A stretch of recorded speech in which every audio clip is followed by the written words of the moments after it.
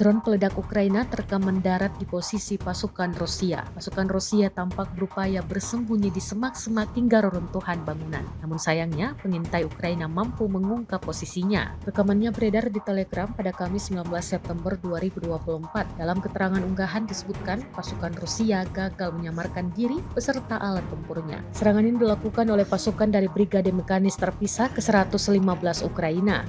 Akibatnya pasukan Rusia menderita luka berat, bahkan beberapa di antaranya dikabarkan tewas. Rekamannya pun menuai berbagai komentar dari warganet.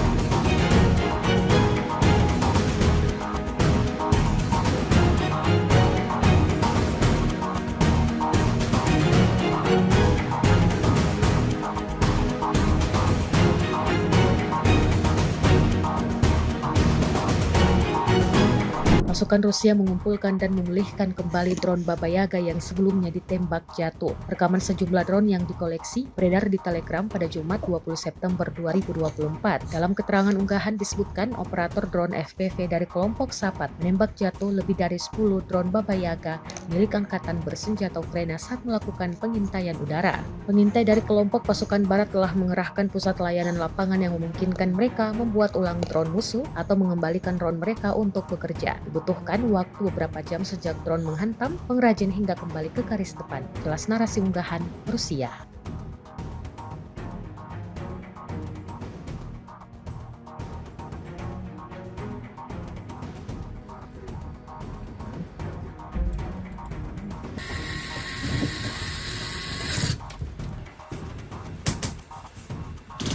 На данный момент в нашем счету числится 7 уничтоженных гексакоптеров противника, так называемый Баб-Йог. Уничтожены они все. При их выполнении задач, то есть в воздухе, мы их отследили, выявили, уничтожили.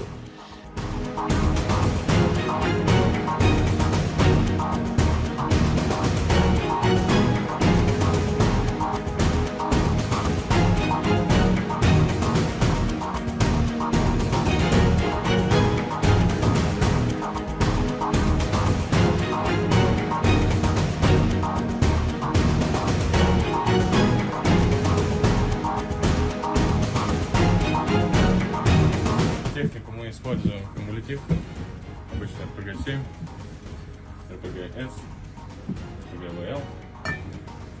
ФБЧ у нас идет на пехоту. И есть такие заряды, но у нас сейчас есть только маленькие. Есть 1,7 и есть 2,5. 3D принтер мы используем печатать какие-либо детали под камеру, либо же сбросы, чтобы работать с сбросами. Печатаем непосредственно сами сбросы, собираем. Собираем вот такие вот боеприпасы, тоже по сбросу. Набиваем пластином.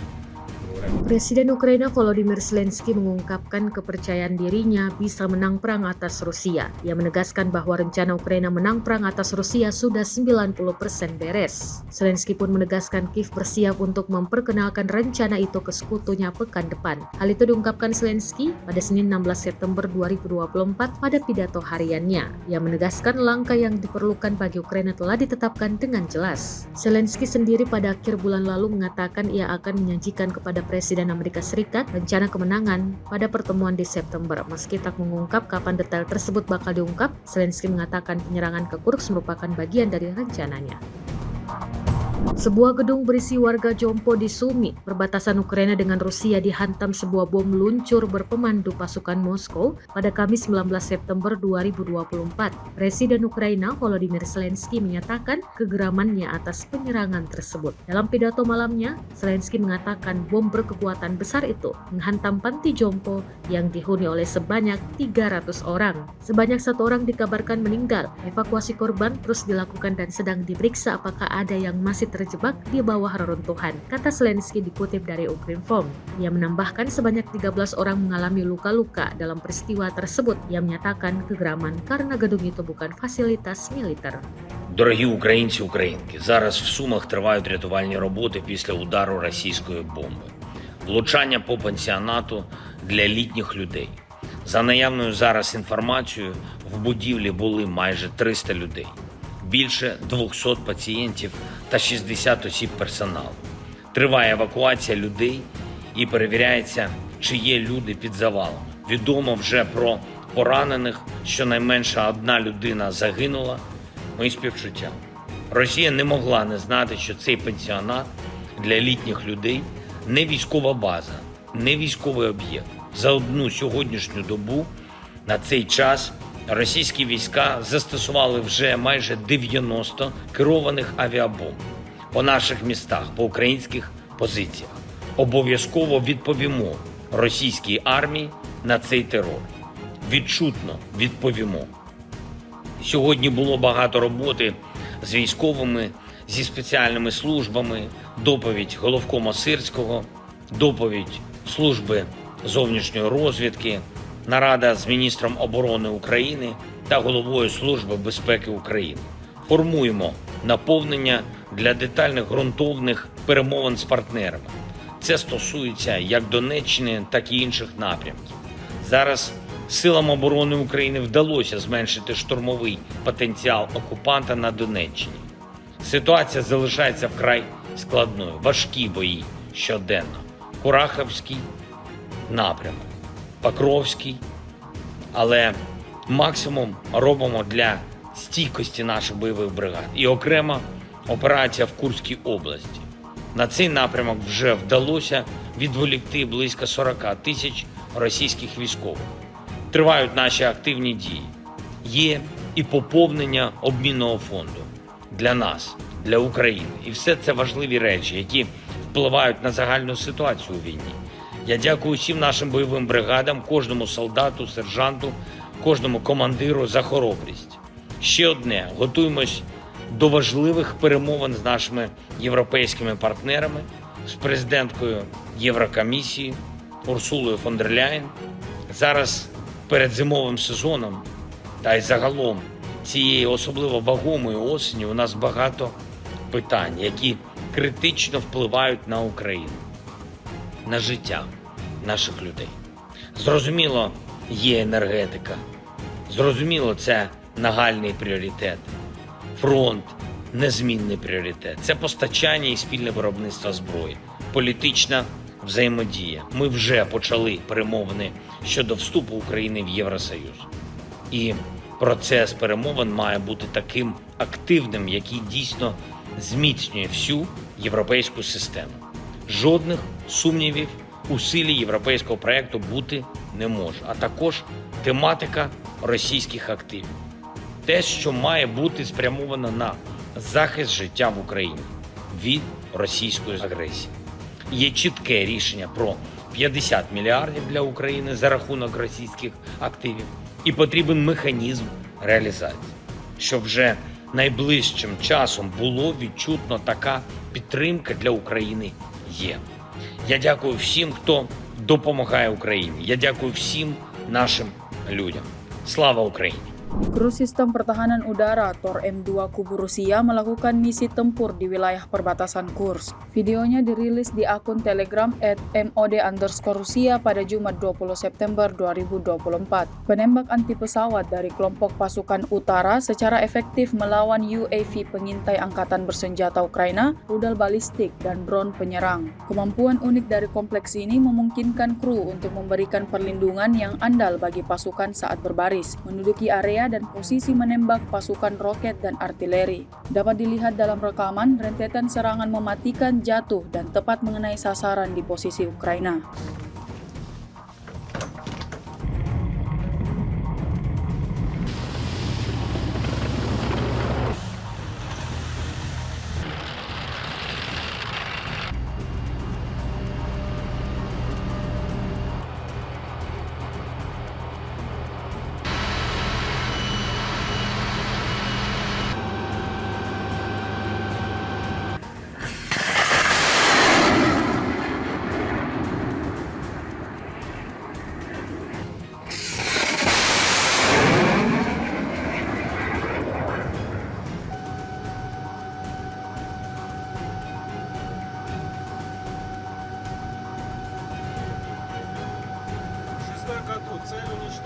В последнее время массово начали запускать ударные беспилотники десятками, сотнями, пытаясь продавить нашу оборону.